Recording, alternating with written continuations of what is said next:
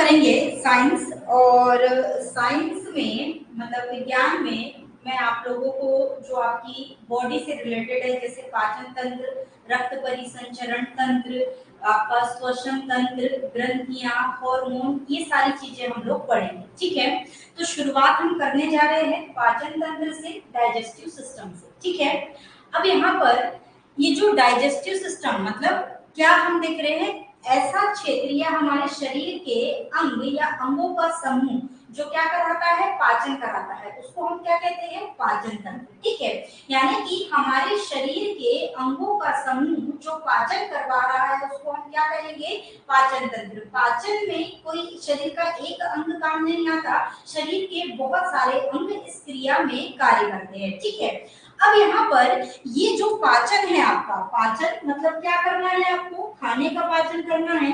तो आपने क्या खाया, पहले खाना खाया, खाना को क्या किया आपने, खाया। अब ये जो खाना आपने खाया, एक मिनट,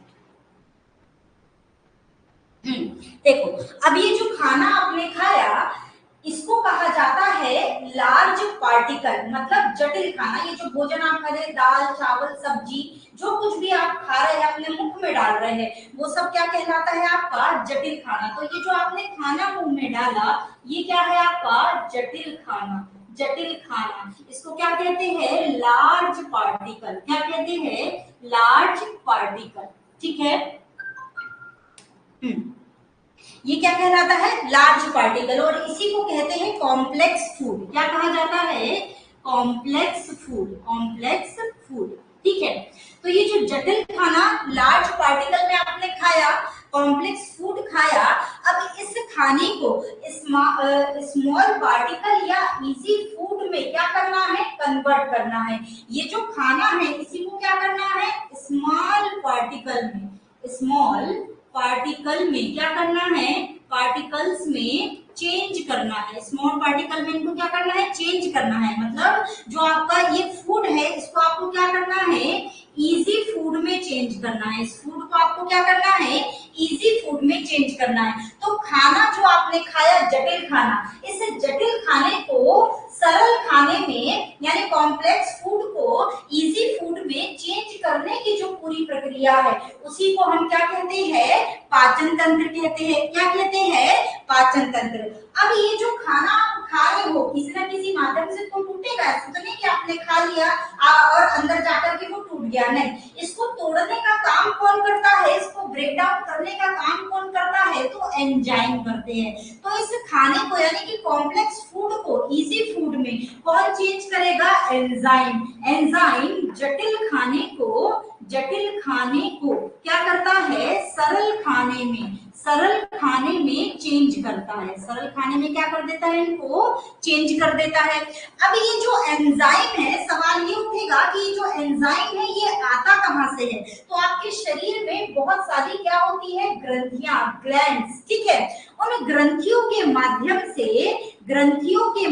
से ये एंजाइम आता है और उसको क्या करता है, खाने को पचाने का काम करता है। अब ये जो ग्रंथि होती है, देखा जाए तो आपके शरीर की सबसे बड़ी जो ग्रंथि है वो कौन सी है, यकृत है, लीवर है। ठीक है, ग्रंथि की अपनी एक विशेषता होती है। क्या विशेषता होती है कि ये जो ग्रंथि है ये क्या बनाएगी, या तो रस बनाएगी या तो एंजाइम बनाएगी। क्या क्या बनाएगी, रस बनाएगी, एंजाइम बनाएगी और क्या बनाएगी, हार्मोन बनाएगी।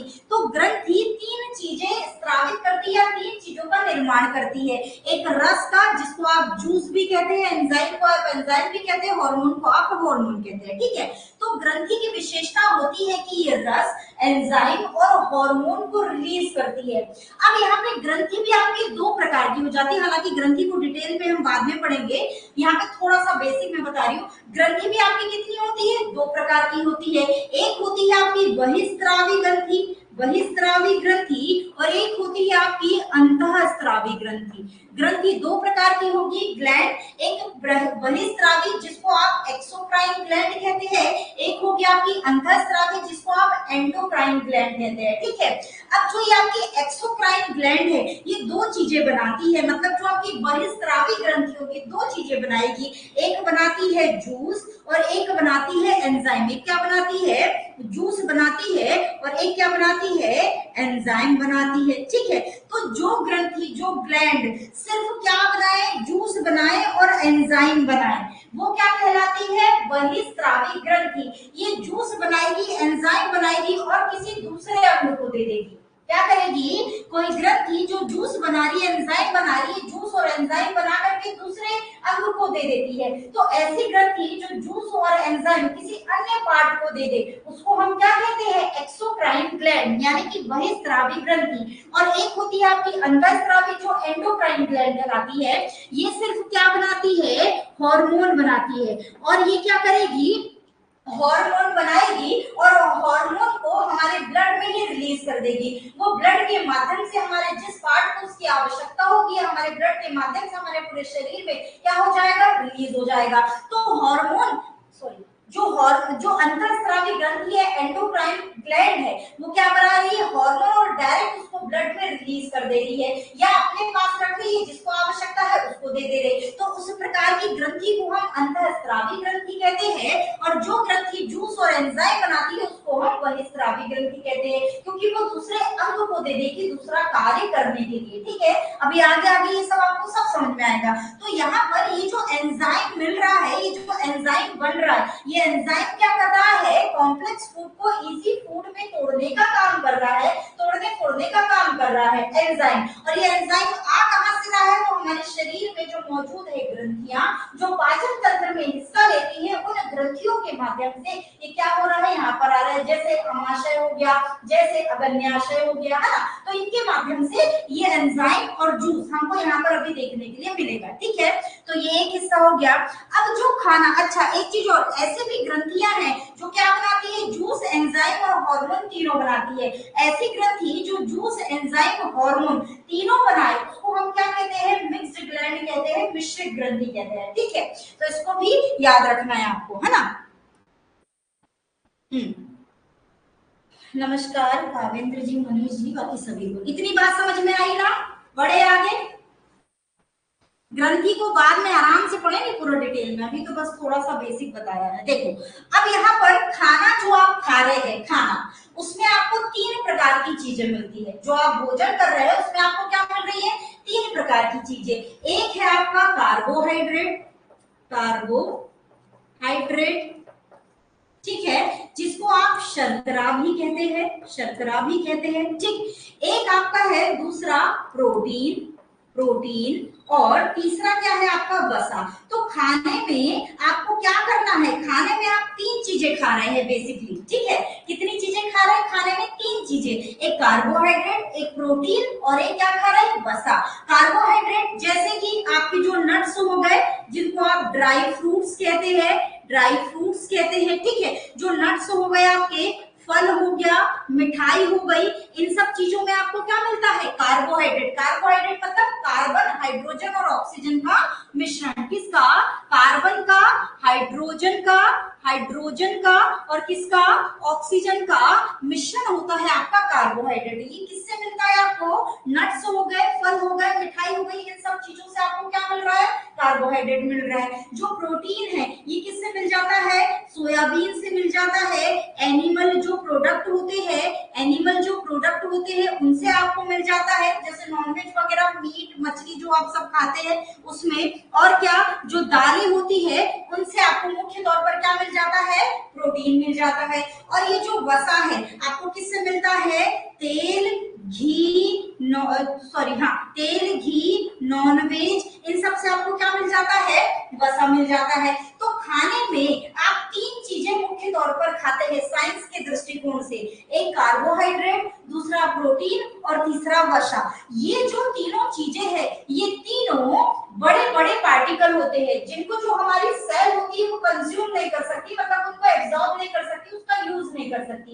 इन तीनों बड़े पार्टिकल्स को तोड़ने का काम करते हैं एंजाइम।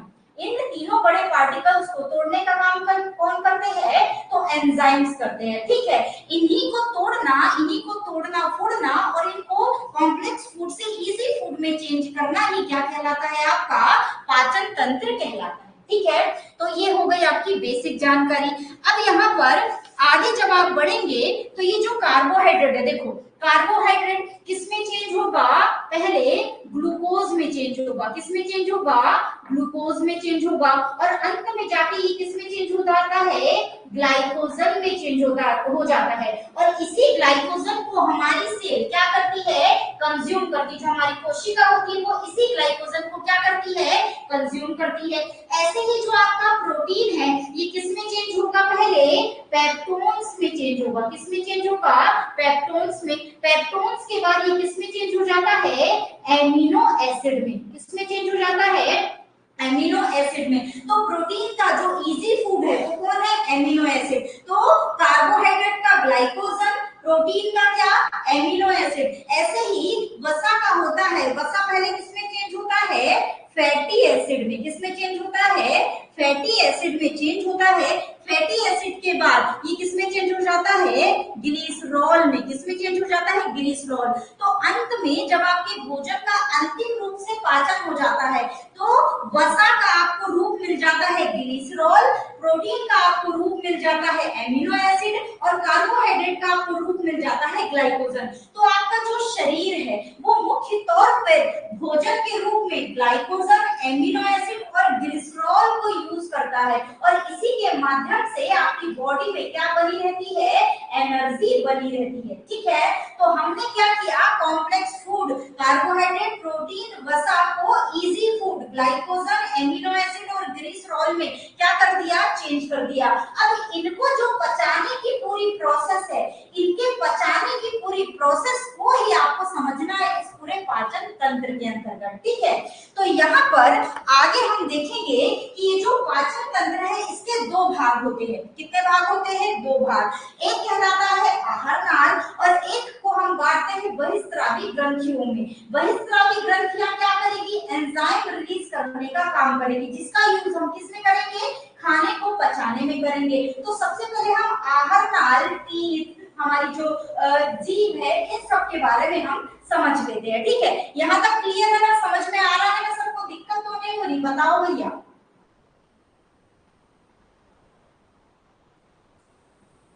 मैंने बहुत ज्यादा साइंस पढ़ाया नहीं है, फिर इसलिए मैं पूछ रही हूँ बार बार, थोड़ा सा बताओ, दिक्कत तो नहीं हो रही।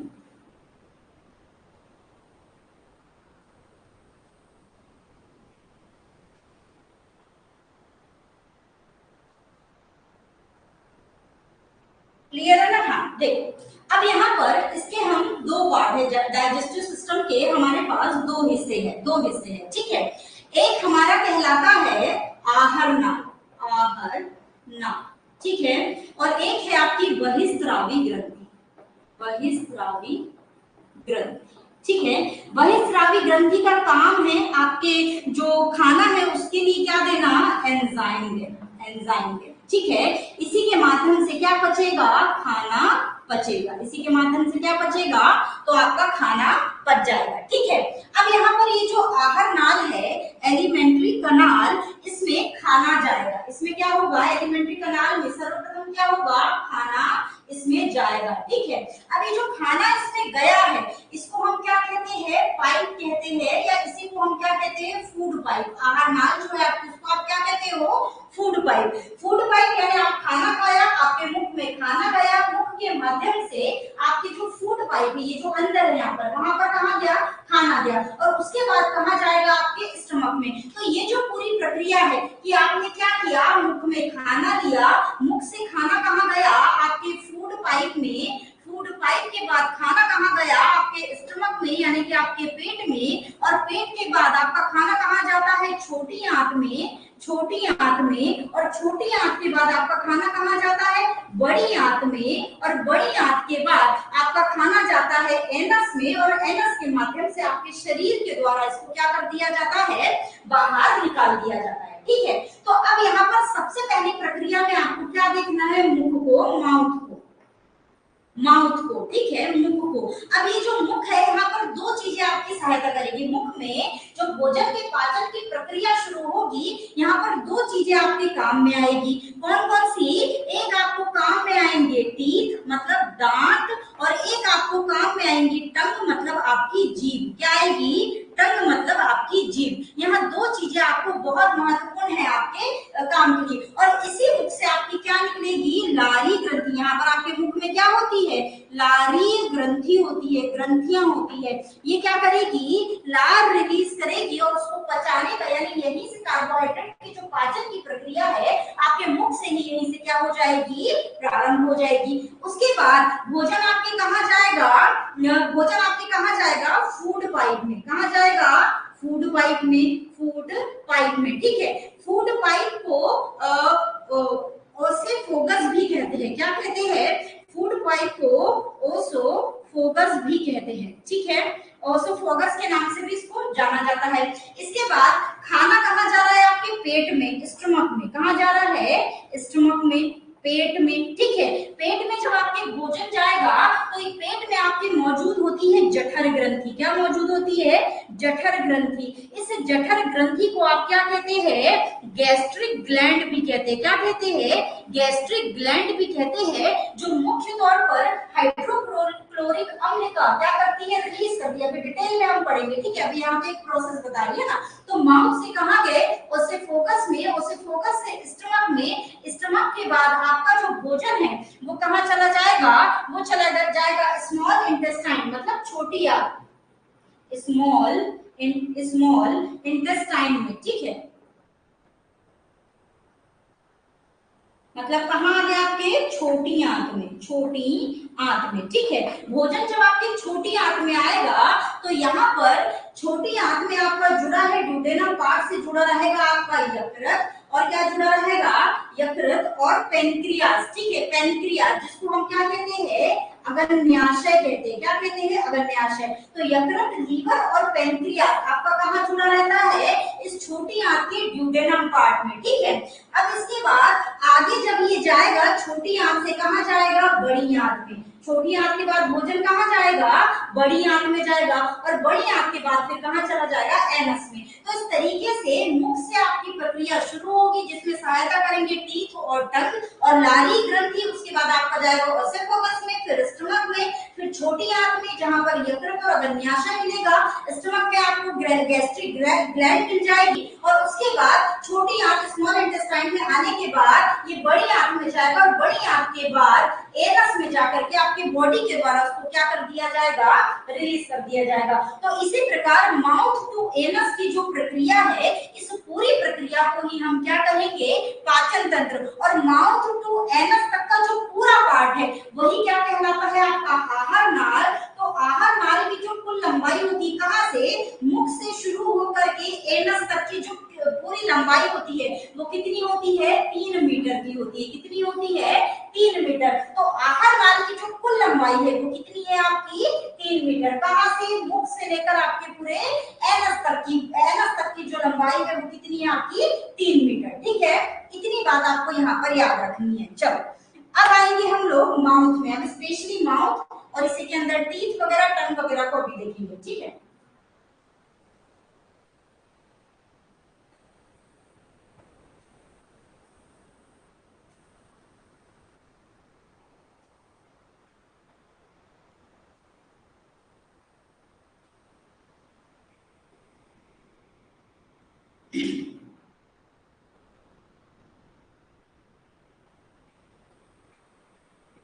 माउथ, इसी को कहा जाता है माउथ कैविटी। क्या कहा जाता है? माउथ कैविटी, कैविटी, ठीक है। इसी को और कहा जाता है आपका ओरल कैविटी, ओरल कैविटी, ठीक है। Mouth cavity, oral cavity, buccal cavity, और क्या कहा जाता है? बक्कल कैविटी, ठीक है। यानी कि मुख गुहा, मुख गुहा, ठीक है। ये क्या है? आपकी मुख गुहा या मुख इसको कहते हैं। यहाँ पर दो चीजें आपको मिलेगी। एक आपको मिल जाएगा टीथ, क्या मिल जाएगा? टीथ। और दूसरा आपको क्या मिल जाएगी? तो दूसरी मिलेगी आपको टंग।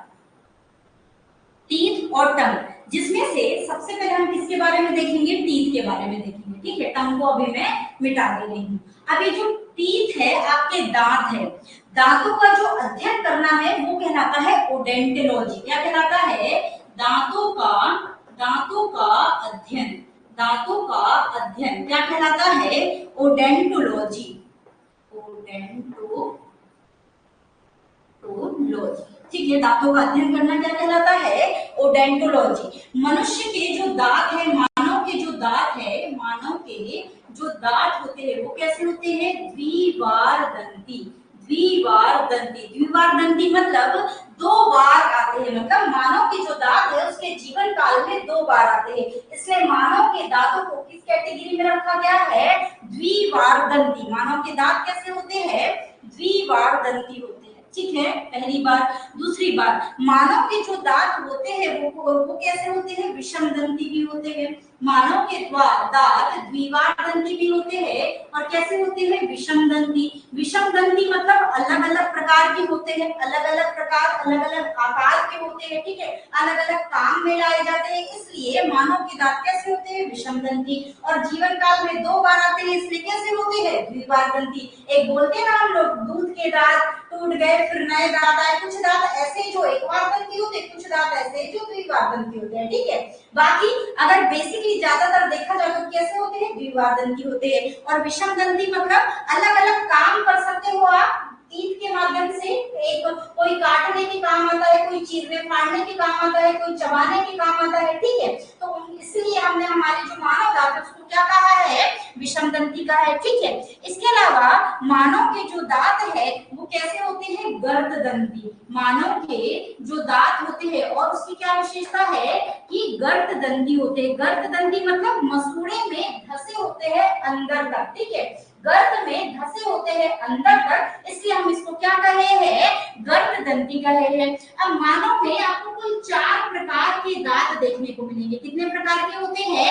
4 प्रकार के। एक जो कहलाता है इसको कहते हैं इंसीजियर। क्या कहते हैं? इंसीजियर। हिंदी में इसको कहा जाता है कृतक। क्या कहा जाता है? कृतक। इनकी संख्या कितनी होती है? 8 होती है। दूसरे जो है वो कहलाते हैं आपके कैनाइन। क्या कहलाते हैं? कैनाइन, ठीक है। इनको कहते हैं रंधक। इनकी संख्या कितनी होती है? 4 होती है। तीसरे जो आपके कहलाते हैं प्रीमोलर। क्या है? प्रीमोलर, ठीक है। इसको कहा जाता है अग्र चवर्णक। क्या कहा जाता है? अग्र चवर्णक। और ये जो अग्र चवर्णक है ये कुल कितने होते हैं? 8 होते हैं। चौथे जो है आपके वो कहलाते हैं मोलर। क्या कहलाते हैं? मोलर। और ये जो मोलर है इसको कहते हैं चवर्णक। क्या कहते हैं? चवर्णक। और ये कुल कितने होते हैं? तो कुल 12 होते हैं। ऐसे अगर आप कुल दांतों की संख्या देखोगे तो आपके शरीर में कुल कितने दांत होते हैं? तो 32 दांत होते हैं। कुल कितने दांत होते हैं? तो कुल 32 दांत होते हैं। अब यहाँ पर अगर हम इसका स्ट्रक्चर देखें, अगर हम हमारे माउथ का क्या देखेंगे? स्ट्रक्चर देखेंगे तो आपको क्या समझ में आएगा? ये है आपके ऊपर का जबड़ा। ये क्या है? आपके ऊपर का जबड़ा। अब ये जो ऊपर का जबड़ा है इसको कहते हैं मैक्सिलरी जॉ। क्या कहते हैं? Maxillary jaw.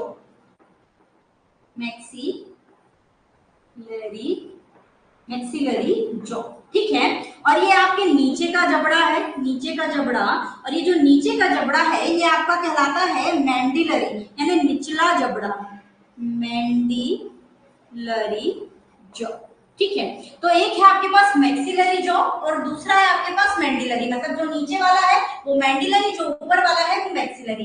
अब यहाँ पर सामने आपके क्या होंगे? 4 दांत होंगे, ठीक है। अब ये जो सामने आपके 4 दांत है, 1 2 3 4, ये जनरली कैसे होते हैं? ऐसे सीधे सीधे रहते हैं दोनों जबड़ों में, 1 2 3 और ये 4, ठीक है। तो 4 दांत ऊपर और 4 दांत नीचे, कुल कितने हो गए? 8 हो गए। तो ये 4 दांत जो सीधे सीधे है, सामने सामने, 4 ऊपर 4 नीचे, इनको हम क्या कहते हैं? इनको हम कहते हैं कृतक, मतलब इंसीजियर। आई में लिख दे रही हूँ, ठीक है।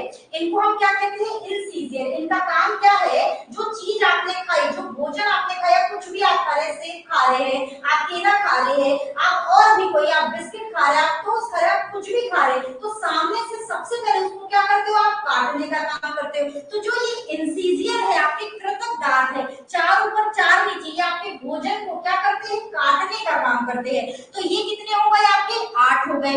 इसके बाद आपके आपके आगे बढ़ोगे तो 4 दांत कैसे है आपके रंध्रक है। 4 दांत रंध्रक मतलब आप साइड में देखना अपने मुख में एक दांत आपका सिर्फ नुकीला सा होगा, एक इस तरफ एक इस तरफ एक नीचे एक इधर, ठीक है। तो यहाँ पर जो आपके दांत है नुकीले से कुछ इस प्रकार की उसकी संरचना होगी, इनको आप क्या कहते हो, रंध्रक कहते हो। और ये जो रंध्रक नामक दांत होते हैं ये क्या करते हैं, भोजन को चीरने फाड़ने का काम करते हैं। मतलब कोई चीज आपने हार्ड खाई, उस हार्ड चीज को चीरने फाड़ने का जो काम करेंगे वो कौन करेंगे, ये रंध्रक करेंगे। तो 2 इधर हो गए 2 इधर हो गए, तो ये कितने हो गए, 4 हो गए। ये कितने हो गए, 4 हो गए। तो ये कौन से है आपके रंध्रक, इसको मैं क्या लिख देती हूँ, कैनाइन। सी क्या हो गई, ये कैनाइन हो गए, ठीक है। इसके बाद आप आगे बढ़ोगे तो यहाँ पर आपको 2 दांत मिलेंगे, थोड़े से आपके इस तरीके से उसकी डिजाइन होगी, थोड़े चौड़े होंगे और इस तरीके से इनकी क्या होगी, डिजाइन होगी। तो ऐसे आपको 2 सेम टू सेम स्थिति में आपके दांत दिखेंगे। ये जो दोनों तरफ 2-2 मतलब ऊपर नीचे 4-4, दोनों तरफ 2-2, ऊपर और नीचे मैक्सिलरी जोन और मैंडिलरी जोन में जो ये 4-4 दांत है इनको आप कहते हैं प्रीमोलर अग्र चवर्णक। ये क्या करते हैं, जो आपने भोजन काटा, जिसको कैनाइन की इंसिजन के माध्यम से आपने काटा, कैनाइन के माध्यम से आपने उसमें चीर फाड़ की, उस भोजन को चबाने का जो काम है वो कौन करेंगे, आपके ये प्रीमोलर अग्र चवर्णक जो आपके दांत है वो करेंगे। तो ये हो गए आपके कितने, 8। ये क्या हो गए आपके प्रीमोलर, पीएम लिख देती हूँ, प्रीमोलर। ये भी क्या है, प्रीमोलर। ये भी क्या है, प्रीमोलर, ठीक है। तो ये कुल कितने हो गए, तो ये कुल हो गए आपके 8 दांत। बात समझ में आई। इसके बाद आपके आते हैं 3-3 दांत, एक इधर एक इधर एक इधर, 3 इधर हो गए, 1 2 3, ये 3 इधर हो गए, ऐसे ही 1 2 3, 1 2 3। तो 3 इधर 3 इधर 3 इधर 3 इधर, नीचे 6 ऊपर 6, कुल कितने हो गए, 12। तो जो आपके मोलर दांत है, मोलर 3 इधर 3 इधर, मतलब आपका जो नीचे का मैंडिलरी जो है उसमें 6 और जो आपका मैक्सिलरी जो है उसमें 6, कुल कितने हो गए, 12। तो जो ये 12 दांत है उनको हम क्या कहते हैं, मोलर। हालांकि ये अवशेषीय अंग है, इनका हमारे शरीर में कोई भी काम नहीं है, मतलब ये हमारे भोजन को कुछ नहीं सिर्फ पीछे धकेलने के काम आते हैं। ये नए भी होंगे तो भी हम अपने हमारे भोजन को अग्र चवर्णक के माध्यम से चबा करके पीछे की ओर धकेल सकते हैं। तो ये हमारे वेस्टेज पार्ट होते हैं, अवशेषी अंग होते हैं, ठीक है। तो ये रहे नहीं रहे, इनसे कोई आपको खास फर्क आपकी बॉडी में नहीं पड़ने वाला है, ठीक है। तो ये क्या होती है, आपके दांतों की प्रक्रिया होती है। अब जो एक मांसाहारी जीव है वो ज्यादातर किसका यूज करता है, कैनाइन का यूज करता है। कैनाइन मतलब रंध्रक, रंध्रक से क्या करेगा, मांस को ज्यादा से ज्यादा चीर फाड़ करने का काम करता है। तो जो मांसाहारी जीव होते हैं उनमें जो रंध्रक कैनाइन दांत होते हैं वो अत्यंत ही नुकीले होते हैं, क्योंकि उसको तो कच्चा मांस खाना है, ठीक है। तो ये क्या हो जाते हैं, रंध्रक हो जाते हैं। इसके अलावा हाथी के जो आप बाहर निकले दांत देखते हैं वो किस में आते हैं, सीजर में आते हैं। वो किसी भी चीज को काटने का काम करते हैं, इसलिए उनको किस में रखा जाता है, सीजर में, कृंतक में रखा जाता है। शेर जो होता है उसमें कुल कितने दांत होते हैं, तो कुल 30 दांत होते हैं, ठीक है। तो मांसाहारी जीव में जो आपका मांसाहारी जीव है उसमें सबसे ज्यादा महत्वपूर्ण कौन से है, रंध्रक, कैनाइन, ठीक है। और जो हाथी है जो कि बाहर निकला दांत आपको दिखता है वो किस में आता है, इंसीजियर में, कृंतक में आता है, ठीक है। इसके अलावा जो शेर है आपका, शेर में कुल कितने दांत होते हैं, 30 दांत होते हैं। जो कुत्ता है, कुत्ते में जब वो बच्चा होता है तो उसमें कुल 28 दांत होते हैं, यानी कुत्ते के बच्चे में 28 दांत होते हैं। और जो बड़ा होता है, वयस्क होता है, जो बड़ा कुत्ता होता है जिसको हम क्या कहते हैं, वयस्क, उसमें कुल कितने दांत होते हैं, तो 42 दांत होते हैं। कितने दांत होते हैं उसमें, 42 दांत होते हैं। कुत्ता काटा है कि किसी किसी को है, इंजेक्शन लगवाते हो कुत्ता काटता है तो। अच्छा, अब ऐसे ही बिल्ली जो होती है उसमें भी होते हैं। तो जो आपकी बिल्ली है, बिल्ली का अगर बच्चा देखोगे तो उसके आप देखोगे तो नहीं, बच्चा तो देखा होगा लेकिन दांत नहीं देख पाए होंगे। तो जो बच्चा होता है उसमें 26 दांत होते हैं। और बिल्ली जो वयस्क बिल्ली होती है उसमें कुल कितने दांत होते हैं, 30। मच्छर में कितने दांत होते हैं, किसी को पता है, मच्छर बताओ तो, किसी को पता है मच्छर में कुल कितने दांत होते हैं?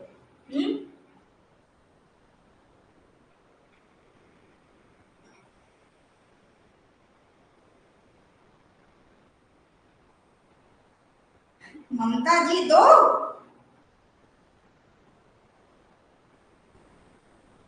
पता है मच्छर में कितने दांत होते? 47, 47। मच्छर में 47 होते दांत।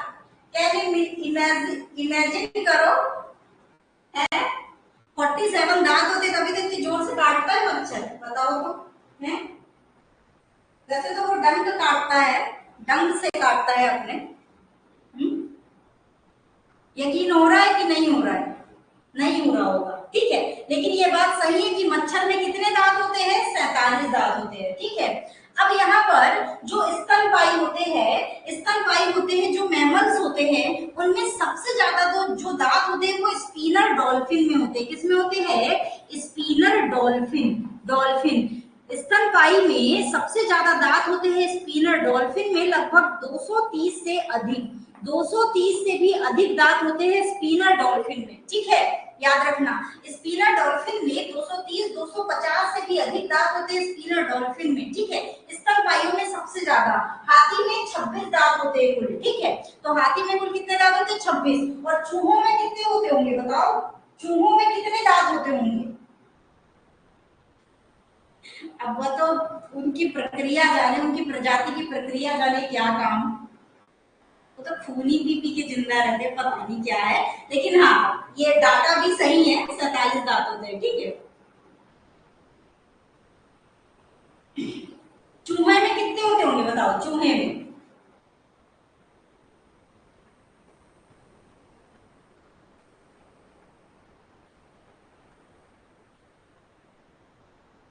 ना, चूहे में 18 दांत होते हैं, ठीक है। चूहे में कितने दांत होते हैं? 18। चूहे में 18 दांत होते हैं, ठीक है। चलो, तो ये हो गया दांत दांत। अब इसके अलावा एक जो दूध के दांत हम कहते हैं, उनको हम अस्थायी दांत भी कहते हैं, ठीक है। बच्चों में जो दूध के दांत आते हैं उनको हम टेम्पररी टीथ या अस्थायी दांत कहते हैं, ठीक है। तो एक मानव के बच्चे में कुल कितने दांत होते हैं दूध के? तो 20 दांत होते हैं। दूध के दांत जो मिल्क टीथ हम कहते हैं, मिल्क टीथ हम कहते हैं, जिसको हम टेम्पररी टीथ भी कहते हैं, अस्थायी दांत। बच्चे में कुल कितने होते हैं? 20 होते हैं, ठीक है। यानी कि जो 20 दांत है, अच्छा ये 20 दांत में जो 8 है, 8 वो कैसे होते हैं? इंसीजर, यानी इंसीजर ऊपर के 4, नीचे के 4 पूरे आते हैं बच्चे में, ठीक है। कैनाइन जो है वो कितने होते हैं? 4 होते हैं। ये भी क्या हो रहा है? पूरे आ रहा है। कैनाइन भी कैसे आ रहा है? पूरे आ रहा है। 1 2 3 4, ठीक है। तो कैनाइन, इंसीजर और आपके अग्र जो मोलर है, सॉरी मोलर आते हैं, मोलर, मोलर, ठीक है। मोलर कितने आते हैं? 8। यहाँ पर कितने हैं हमको? 12। तो बच्चों में कितने आते हैं मोलर दांत? 8 आते हैं, ठीक है। तो यहाँ पर बच्चे के जो 20 दांत है उसमें से 8 है आपके कृतक और 4 है आपके कैनाइन यानी आपके रंध्र और 8 है आपके मोलर। प्री मोलर दांत बच्चे में दूध में नहीं आते हैं, ठीक है। यानी प्री मोलर दांत जीवन काल में एक बार ही आते हैं, दूध के दांत में नहीं आते।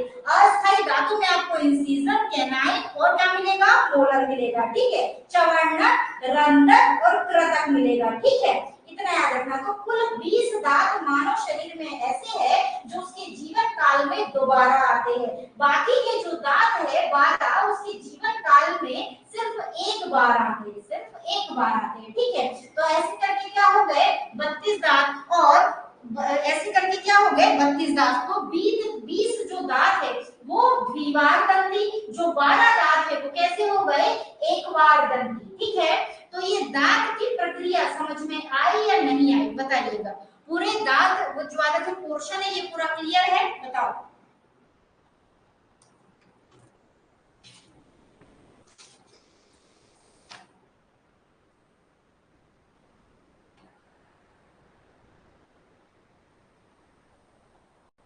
अच्छा, अब एक थोड़ा सा सिंगल दांत की मैं जानकारी दे दी हूँ आपको। सिंगल दांत, ठीक है। जैसा कि हमने देखा जो दांत है हमारा वो कैसा होता है? गर्ददंती भी होता है। जो हमारा दांत है वो कैसा होता है? गर्ददंती भी होता है।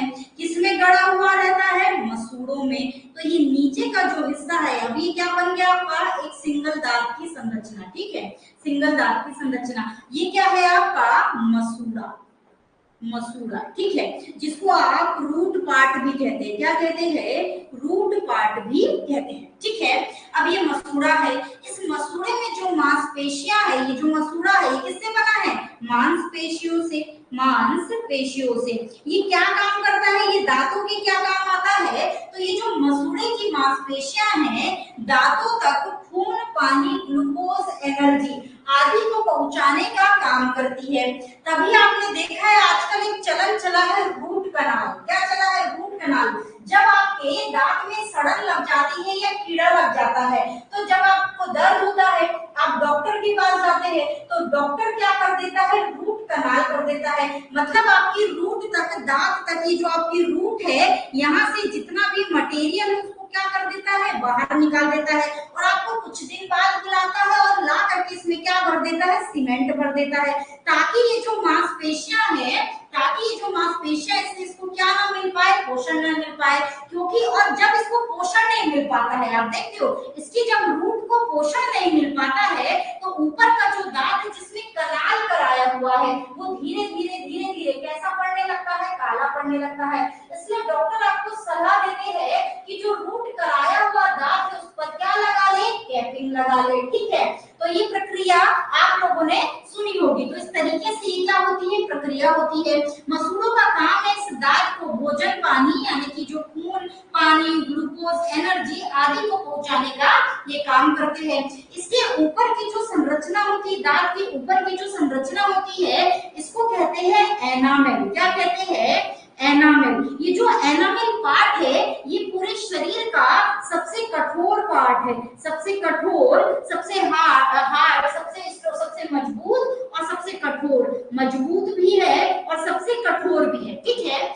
इसमें ये जो आपका अच्छा, इसके अलावा इसके यहीं पर एक और पार्ट होता है जिसको डेंटिन पार्ट कहते हैं। क्या कहते हैं? डेंटिन पार्ट कहते हैं। और ये जो डेंटिन पार्ट होता है, इसमें 70% क्या होता है? कैल्शियम होता है। और जो बाहर की जो एनामेल परत है, ये जो एनामेल परत है, ये कैल्शियम कार्बोनेट और कैल्शियम फास्फेट की बनी होती है। एनामेल परत किसकी बनी होती है? कैल्शियम कार्बोनेट, कार्बोनेट और कैल्शियम फास्फेट, कैल्शियम फास्फेट की बनी होती है। किसकी बनी होती है? कैल्शियम कार्बोनेट और कैल्शियम फास्फेट की बनी होती है, ठीक है। अब इन दोनों का बनी होती है, और इसमें क्या नहीं होता है? पानी नहीं होता है। इसमें क्या नहीं होता है? पानी नहीं होता है। और पानी नहीं होने के कारण ही ये सबसे हार्ड और सबसे मजबूत होता है, मतलब सबसे हार्ड होता है पानी के न होने के कारण, ठीक है। तो ये क्या हो जाती है? आपकी एक दांत की संरचना हो जाती है, ठीक है। यहाँ तक के आपका दांत पूरा होता है कंप्लीट। अब हम देखेंगे जिह्वा, आपकी टंग के बारे में, ठीक है। जिबली, जीभ भैया।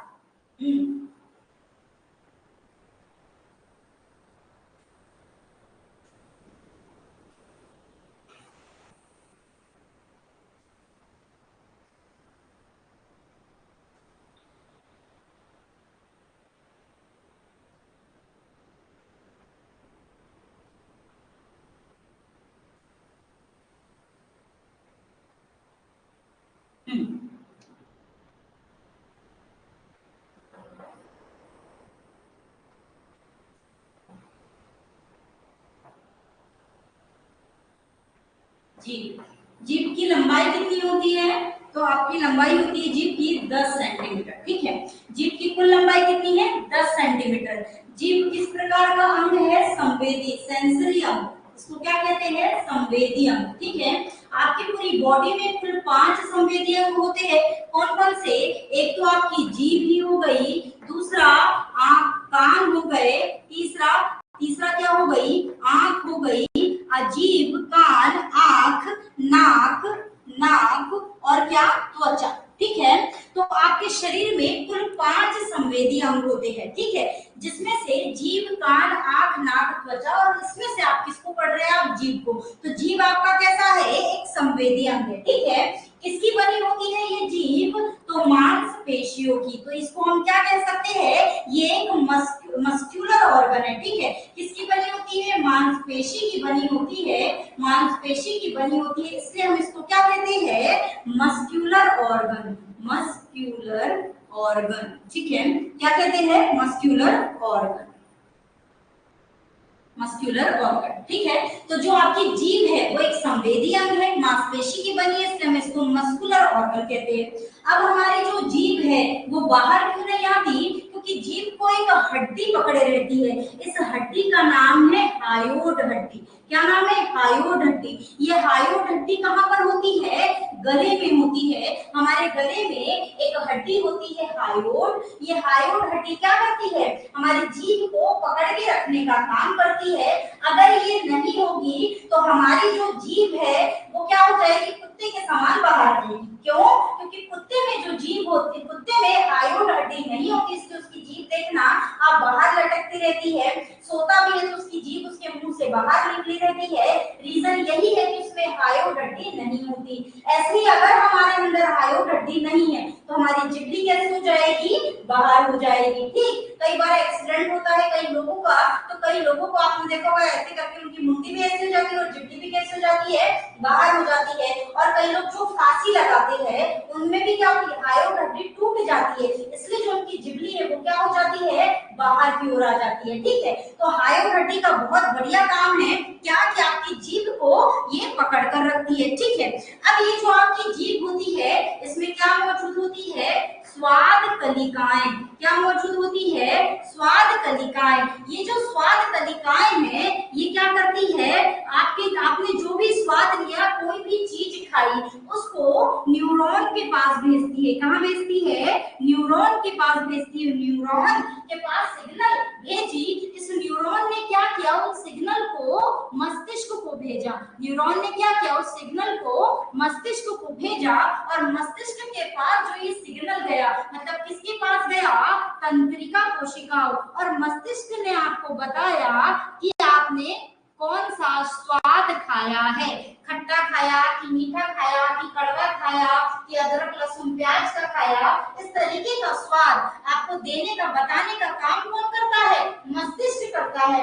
और ये मस्तिष्क तक ये सिग्नल भेजे किसके माध्यम से जाते हैं, तो इन स्वाद कलिकाओं के माध्यम से ही भेजे जाते हैं। ठीक है, तो ब्रेन हमको बताता है कि हमने क्या खाया है क्या नहीं खाया है। ठीक, अब ये है आपकी जिब्ली, अगर हम यहाँ बनाए तो ये क्या है, आपकी जीभ। इस जीभ के सबसे जो आखिरी पार्ट होता है, यहाँ पर जो स्वाद कलिकाएं होती है वो आपको किसका स्वाद कराती है, कड़वे का। मतलब जो कड़ू चीज आप खाते हैं उसका स्वाद आपको पीछे, हमारी जबान के पीछे तरफ एक कलिकाएं होती है वो बताती है। इसके अलावा साइड में जो कलिकाएं होती है वो ये बताती है कि आपने नमकीन खाया है कि नहीं। तो नमकीन का जो स्वाद आता है आपके जब जिब्ली के दोनों साइड में जो कलिकाएं होती है उनकी वजह से। ठीक है, यहाँ से किसका स्वाद मिलता है, नमक का। कड़वे के जस्ट नीचे एक और कलिकाएं पाई जाती है जो आपको किसका स्वाद कराती है, खट्टे का। ठीक है, तो खट्टे का स्वाद आपको यहाँ से मिलता है। जिब्ली के जस्ट सामने वाला जो भाग है, ये वाला भाग आपको बताता है मीठे के स्वाद का। किसका बताता है, मीठे के स्वाद का। और सबसे कड़वे के जस्ट पीछे भी एक कलिकाएं होती है, ये कलिकाएं बताती है अगर आपने प्याज खाया है, प्याज का स्वाद कराती है, अदरक का स्वाद कराती है, लहसुन का स्वाद कराती है। ठीक है, तो अदरक प्याज लहसुन आदि इन सब का स्वाद कराने का काम ये करती है। तो यहाँ पर आप देखेंगे नमक, मीठा, खट्टा, कड़वा, सबका स्वाद आपको जिब्ली कराती है, जबान कराती है आपकी। ठीक है, अब यहाँ पर कई ग्लैंड्स भी होती है आपकी जबान के आसपास, जबान के नीचे क्या होती है, कई ग्लैंड होती है। ठीक है, इन ग्लैंड का काम बहुत जोरदार है, यानी कि ये बहुत महत्व रखती है आपके खाने के पाचन के लिए। यहाँ पे जो इनको आप ये जो ग्लैंड यहाँ पाई गई है इनको हम क्या कहते हैं, लारी ग्रंथि, स्लाइवरी ग्लैंड, स्लाइवरी ग्लैंड, लारी ग्रंथि। ठीक है, अब ये जो स्लाइवरी ग्लैंड है ये 3 पेयर में होती है, 3 जोड़े होती है। कितने होती है, 3 पेयर में, 3 जोड़े में होती है। एक जो जोड़ा है इसका कहलाता है पेरिटोड। क्या कहलाता है, पेरिटोड। ये जो पेरिटोड ग्लैंड है ये कान के, हमारे कान के पास होती है। पेरिटोड जो ग्रंथि है हमारे दोनों कान के पास एक एक होती है। ठीक है, इसको हम क्या कहते हैं, पेरिटोड ग्लैंड ग्लैंड, ये सबसे बड़ी होती है, कान के दोनों ओर, कान के दोनों और एक एक होती है, मतलब कुल 2 पेयर में, 2 जोड़े में होती है। ठीक है, यहाँ पर हमारे, है ना। अब यहाँ पर दूसरी जो कहलाती है वो कहलाती है सबलिंगुअल, सबलिंगुअल ग्लैंड। ठीक है, अब ये जो सबलिंगुअल ग्लैंड है, ये जो आपकी जिबली है उसके दोनों ओर होती है, मतलब अंदर की ओर यहाँ पर होती है, छोटी छोटी सी, है ना, सबलिंगुअल। तो ये कहाँ होती है, जीभ के दोनों ओर, जीभ के दोनों ओर एक एक होती है, मतलब ये भी कैसी हो गई, 2 जोड़े में हो गई। तीसरी जो है आपकी ये कहलाती है सबमैंडिलर, सबमैंडिब्यूलर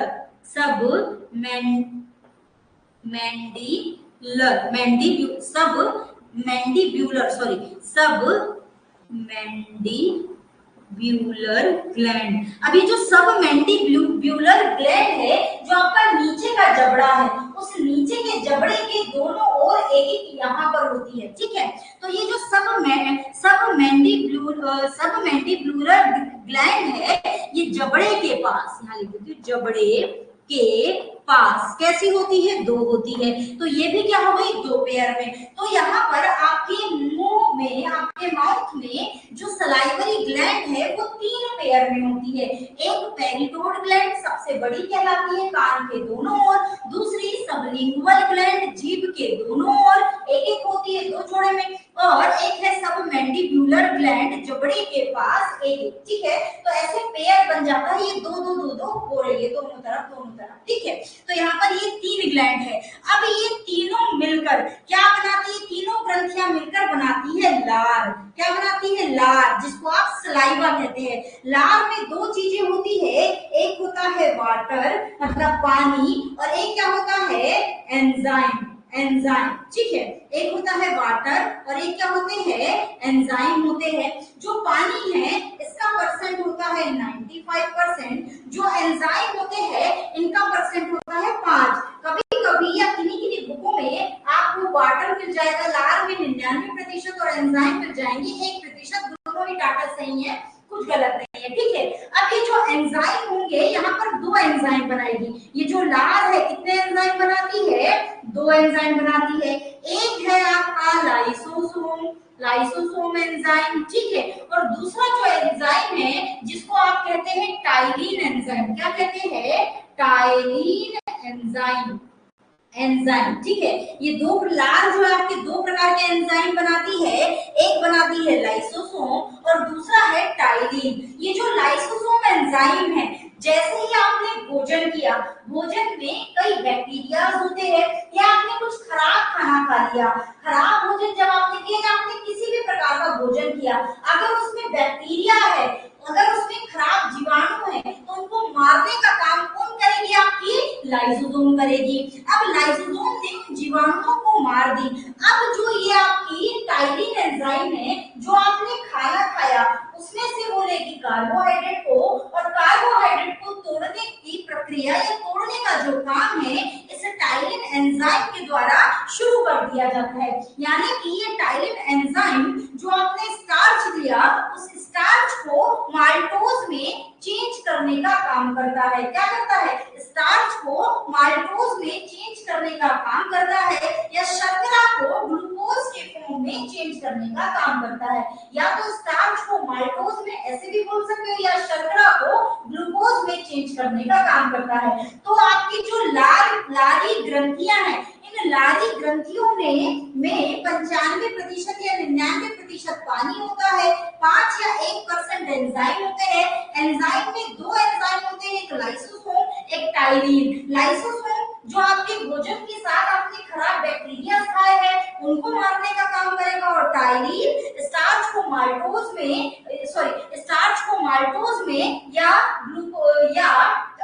या शर्करा को ग्लूकोज में चेंज करने का काम करेगा। ठीक है, इतनी बात। अब इतनी बात समझ में आई। अब इसके बाद ये जो कार्बोहाइड्रेट का पाचन हमारे मुख से शुरू हुआ है, ये कार्बोहाइड्रेट आपको 3 तरीके का मिलता है, या 3 फॉर्म में, या 3 टाइप का होता है। ठीक है, कार्बोहाइड्रेट कितने टाइप का होता है, 3 टाइप का होता है। एक जो कार्बोहाइड्रेट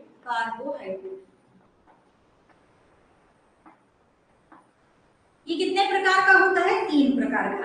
एक जो होता है इसको कहते हैं मोनोसेकेराइड। क्या कहते हैं? मोनोसेकेराइड, ठीक है, मोनोसेकेराइड।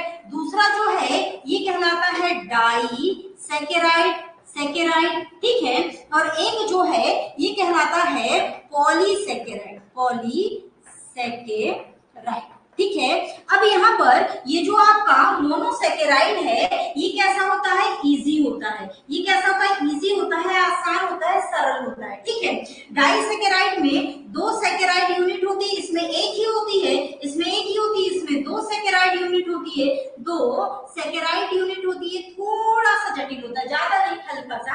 पॉलीसेकेराइड जो है ये होता है कॉम्प्लेक्स। क्या होता है? कॉम्प्लेक्स, यही होता है जटिल। इसमें 2 से अधिक सेकेराइड यूनिट होती है। पॉलीसेकेराइड में 2 से अधिक क्या होती है? सेकेराइड यूनिट्स होती है, ठीक है। अब स्टार्च क्या होता है? पॉलीसेकेराइड होता है। उस पॉलीसेकेराइड स्टार्च को ही किसमें चेंज करते हैं हम लोग? देखिए माल्टोज में चेंज करते हैं, ठीक है। तो जो माल्टोज है वो कैसा होता है आपका? कैसा होता है? डाइसेकेराइड, जिसमें 2 सेकेराइड यूनिट्स होती है, ठीक है। तो पॉलीसेकेराइड आपने स्टार्च लिया, उसको किसमें चेंज किया? माल्टोज में, यानी पॉलीसेकेराइड को किसमें चेंज किया? डाइसेकेराइड में, ठीक है। तो ये जो कार्बोहाइड्रेट है सर्वप्रथम जो इसका पाचन शुरू होता है वो कहां से होता है? मुख से ही शुरू होता है। और इसमें क्या किया जाता है? स्टार्च को माल्टोज में चेंज करते हैं या शर्करा को ग्लूकोज में चेंज किया जाता है। तो यहाँ पर ये है कार्बोहाइड्रेट। अब यहाँ पर ये जो लार आपके पास आया, इस लार की जो पीएच वैल्यू होती है, पीएच मान 7 से कम है तो अम्लीय, 7 से अधिक है तो कैसा हो जाएगा? क्षारीय। तो जो लार है इसका पीएच मान होता है आपका 6.2। ये एक देखा जाए तो औसत है, क्योंकि खाने के पहले लार का पीएच मान कुछ और होता है, खाने के बाद लार का पीएच मान कुछ और होता है। लेकिन देखा जाए तो लार जो होती है वो कैसी होती है? अम्लीय ही होती है। कैसी होती है? अम्लीय होती है। तो माउथ में शुरू हो गया है कार्बोहाइड्रेट का पाचन। अब बचता है प्रोटीन और वसा।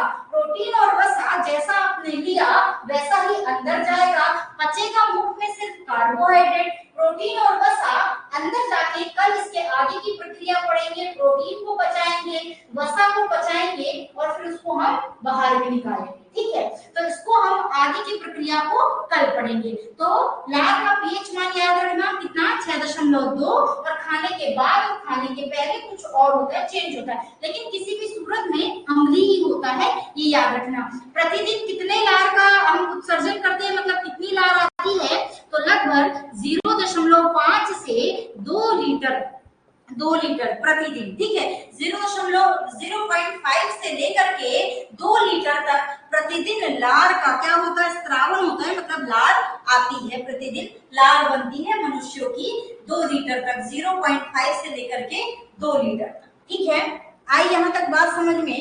अब इसके आगे की प्रक्रिया फूड पाइप से लेकर के आहार नाल, स्मॉल इंटेस्टाइन, लार्ज इंटेस्टाइन तक पूरी जॉब हम कल करेंगे इसको, ठीक है।